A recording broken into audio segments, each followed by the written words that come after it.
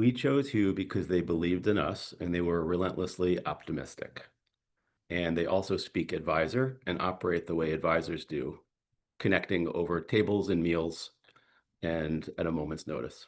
In our process for choosing, we also looked at many other firms, but we just had a better feeling with Emily and Ryan, and the fact that they got on planes and came to meet us in our home area was pretty tough to beat. Starting from the beginning, we just had a feeling that they operate the way that we do with our clients, and I think they'll be lifelong friends. I chose Hugh because they had a really clear roadmap. They actually listened to what our concerns are, what our goals were, and they were flexible throughout the whole process. They supported us right to the end, and we felt like we had a true partner throughout the whole process. Our experience with Hugh is that they set a very high bar for what we would achieve together.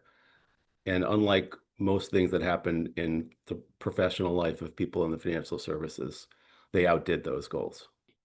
Hugh was there for us 24/7, and they were there in the ups and downs that we experienced throughout the process, and the information and the advice we received was excellent. And um, and we've gotten compliments even from the firm that we joined of how helpful they were in the process and how easy they made the integration process. Our advice to folks that are considering going through a transaction is to make sure that you work with someone that has alignment with you culturally and that feels like they are human beings, and that when you have issues that are likely to happen in any transaction fraught with this much psychology and emotion, and not to mention the finances, that you feel you can work together through those moments.